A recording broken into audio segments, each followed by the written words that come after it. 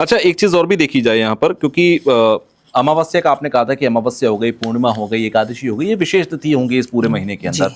अमावस्या को लेकर वैसे भी कहते हैं कि पितृ तर्पण किसी को करना है या पितृ दोष है तो इस तिथि पर होता है।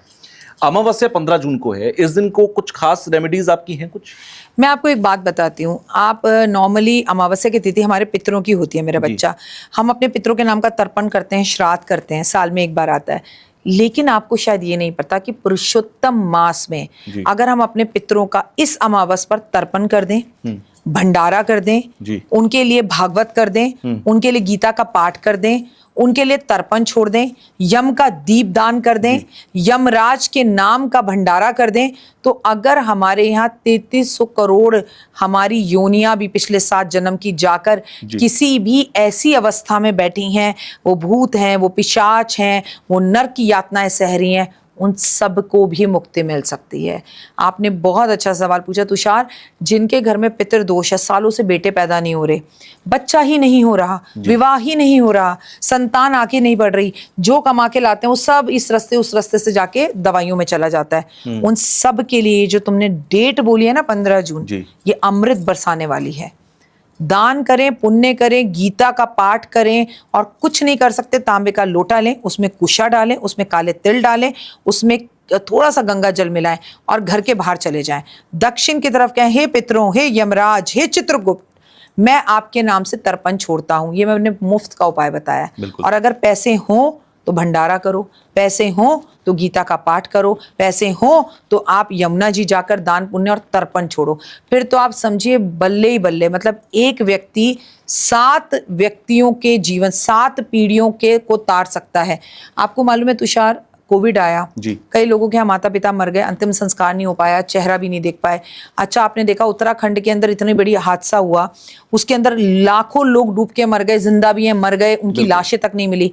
उन सब के लिए ये 15 जून वरदान है, अपने परिवार के लिए तर्पण और पूजा पाठ, आराधना अर्चना और यम दीप दान जरूर करें।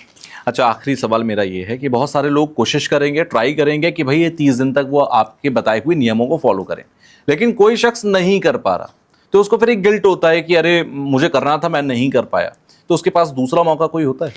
मेरे घर में मेरा बेटा भी है, मेरे घर में मेरे हस्बैंड भी हैं, कोई नहीं करेगा, मैं कर लूंगी। एक तारे सब तर जाएं, हाथी के पांव में सबका पांव। आपको ना जिद नहीं करानी, जैसे तुम मेरे बेटे हो, मैं तुमसे कहूं तुम अपना पॉडकास्ट सुन के चलो जमीन पे, सो कहेगा मम्मी पागल हो गई हो। भैया तुझे कुछ नहीं करना, बस मैं आपसे 3 बातें कहूंगी। Try to avoid black and blue colour. इस टाइम पे मत पहनो, अच्छा समय है। आपसे मैं सिर्फ ये कहूंगी, हरे राम जय जय श्री कृष्णा बोल ले बेटा, तेरे मुंह से कृष्णा नाम ही निकल जाए बहुत अच्छा है। चल मेरा हाथ पकड़ के मुझे वृंदावन ले चल। बेटा ऐसा कुछ नहीं है, एक करे सब तर जाएं। घर में कोई एक व्यक्ति कर ले, सबको कराने की जरूरत नहीं है, कोई जबरदस्ती नहीं होती, ये भाव मन से आते हैं। आपको मालूम है भक्ति क्या है? आपने तुषार कभी किसी से प्यार किया है? प्यार और भक्ति में ना एक पतली सी लाइन का फर्क है। प्यार में भी इंसान पागल हो जाता है, वो चाहिए ही होती है।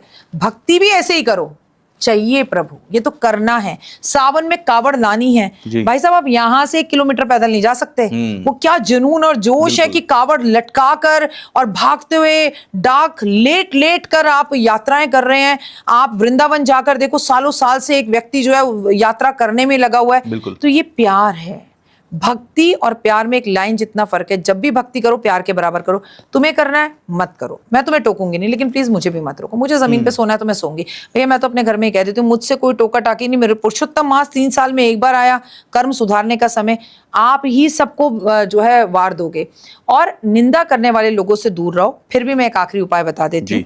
आप पुरुषोत्तम मास में कोई नियम फॉलो ना कर पाओ, कोई भी नियम फॉलो ना कर पाओ, लेकिन आपको कहीं दूर ऐसा व्यक्ति पता है जो इस नियम को फॉलो कर रहा है, उसको रोज वीडियो कॉल करके प्रणाम ही कर दो, नमस्ते कर दो कि आपकी भक्ति को मेरा प्रणाम है।